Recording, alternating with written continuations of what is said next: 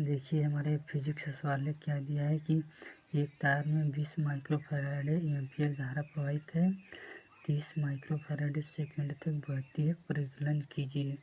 तो ये हमारा जो 20 माइक्रोफैराड दिया है, तो इसे हमें माइक्रोफैराड में बदलने के लिए यहाँ पर देखिए 20 × 10⁻⁶ कर देंगे।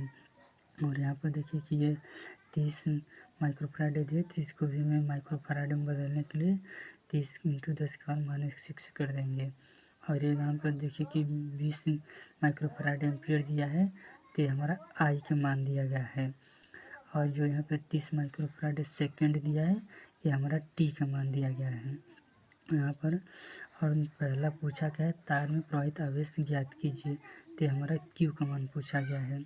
तो ये हमारा पहला का सूत्र होता है आई बराबर Q/T होता है। तो इस सूत्र से हमारा सवाल हो नहीं पाएगा, तो ये दूसरे सूत्र से हमारा ये सवाल हो जाएगा। तो यहाँ पर Q बराबर IT हो जाएगा। तो यहाँ पर आगे हल करते हैं। तो Q बराबर आई का मान हमारे यहाँ पर दिया है, तो यहाँ पर आई के लिख दिए। और टी का मान यहाँ पर दिया है, तो टी का मान यहाँ पर लिख दिए।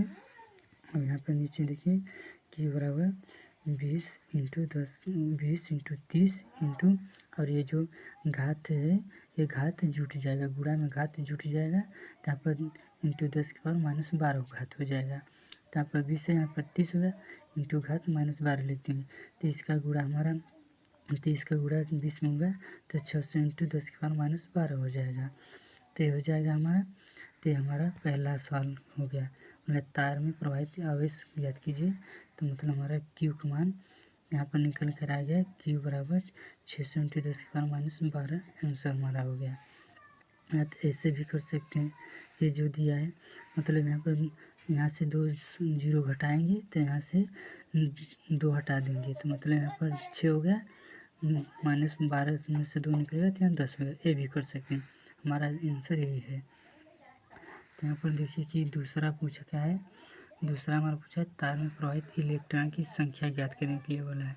तो इसका हमारा दूसरा का सूत्र होता है यहाँ पर Q बराबर ये नहीं होता है सूत्र, तो हमारा Q का मान यहाँ पर दिया है, तो Q का मान हो गया। और जो E है, तो हमारा E का मान हमेशा इतना रहता है, 1.6 × 10⁻⁻19 हमारा E का मान होता है। यहाँ देखिए कि हमारा इलेक्ट्रॉन यहाँ पर पूछा है, इलेक्ट्रॉन पूछा है, तो इस सूत्र से हमारा हो नहीं पाएगा, तो Q बराबर नहीं, तो इस सूत्र से हो गया। तो यहाँ पर हमारा N यहाँ चला गया, और काल तक Q हमारा ऊपर आ गया, और E हमारा नीचे हो गया, तो N बराबर Q/E हो गया। तो यहाँ पर आगे हल करते हैं, कट गया है। तो Q का मान हमारा यहाँ दिया है 600 × 10⁻12, और हमारा E का मान यहाँ पर दिया है, तो E का मान हम यहाँ 1.6 × 10⁻19 लिख दिए हैं, ये हमारा। अब आगे हल करते हैं। ये जो पॉइंट है, इसको पॉइंट घटाने के लिए हम यहाँ 10 से गुणा कर देंगे, 10 से गुणा कर देंगे, तो मतलब 600 × 10 × 10⁻12 बटे 16 × 10⁻19 हो गया। तो यहाँ पर इसका गुणा कर देंगे, तो 6000 × 10⁻12 बटे 16 × 10⁻19। तो यहाँ पर आगे देखिए कि जब ये हमारा काल था ये कट जाएगा, 16 ये 16 से हमारा 6500 बार में कट जाएगा, तो ये हमारा जो 19 ऊपर जाएगा तो प्लस में हो जाएगा, 19 हमारा जो है ऊपर जाएगा तो प्लस में हो जाएगा। तो ये माइनस है और ये हमारा ये प्लस है, तो मतलब 19, तो यहाँ नीचे ऐसे हो जाएगा हमारा। जब ये 19 ऊपर जाएगा, ये तो कट गया, 16 12 500 बार में कट गया, तो हमारा 500 × 10⁻12 × 10⁻19, तो हमारा 19 ऊपर चला जाएगा तो प्लस में हो जाएगा।